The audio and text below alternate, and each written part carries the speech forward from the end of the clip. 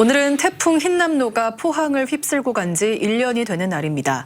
태풍 흰남노는 포항에서만 10명의 목숨을 앗아가고 천여 명의 이재민을 발생시키는 등 큰 피해를 남겼습니다. 여전히 힘든 시간을 보내고 있는 피해 주민들은 1년이 되도록 적절한 주거 대책이 없다며 분통을 터뜨렸습니다. 박성아 기자가 주민들의 목소리를 들어봤습니다. 포항시 오천읍 용산리의 한 마을. 1년 전 태풍 흰남노 당시 마을 옆 하천이 범람하면서 마을이 침수됐습니다. 이종년 씨가 50년 넘게 살고 있던 집도 물에 잠겼습니다.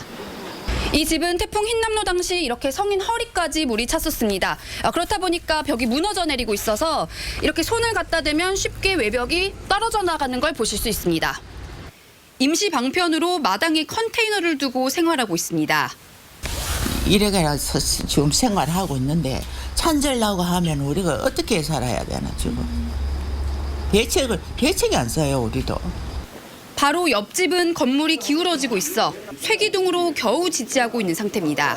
이번에 장마통에 비가 그렇게 많이 온다 하는데도 마을 사람들 지금 완전 또 어디로 도망가가지고 어디가 있어야 될지 그것도 막막한 거라. 태풍이 오기 1년 전 아파트 공사를 위해 직각으로 꺾인 하천. 당시 기자회견까지 열어 반대했던 주민들은 예상됐던 피해에 대한 시청에 책임을 묻겠다며 소송도 제기했습니다. 그리고 1년째 주거 대책을 요구하고 있지만 제대로 된 대책은 없고 오히려 마을이 더 저지대에 놓이게 됐다고 말합니다. 지금 도로를 높인다고 하거든요. 대책을 세워달라는데 오히려 더 저희를 저지대를 만드는 그런 대책을 들고 왔으니 이거는 우리 입주민이 생각한 게 아니라 지금 아파트 공사 현장만 생각하고 만든 대책이다. 하천이 넘쳐 마을 90%가 침수됐던 포항시 대송면 제네리의 상황도 비슷합니다. 침수 이후 습기가 가시질 않아 새로 장판을 하고 매일 닦아내도 곰팡이가 올라와 생활하기 힘들 정도입니다.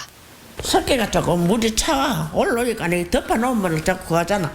햇빛 들어오라고 일어나는 거야.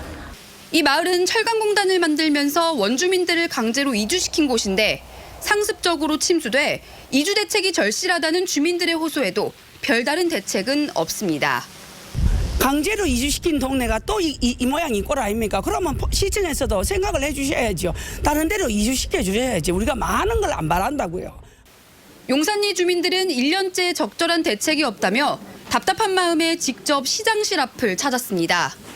왜 시장이 이렇게 책임하게 하느냐? 왜 시장이 이렇게도 주민을 갖다다 이래 무시보고 우리 촌 사람들이 뭐로 한다고? 포항시청은 적절한 재발 방지 대책을 세우겠다면서도 일단 현재 진행 중인 소송의 판결을 지켜보자는 입장입니다.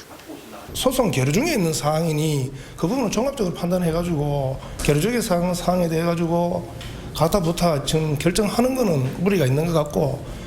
용산리 주민들이 포항시청을 상대로 제기한 손해배상 청구 소송이 진행 중인 가운데 제네리 주민들도 이주 대책을 요구하는 집회를 예고했습니다. MBC 뉴스 박성아입니다.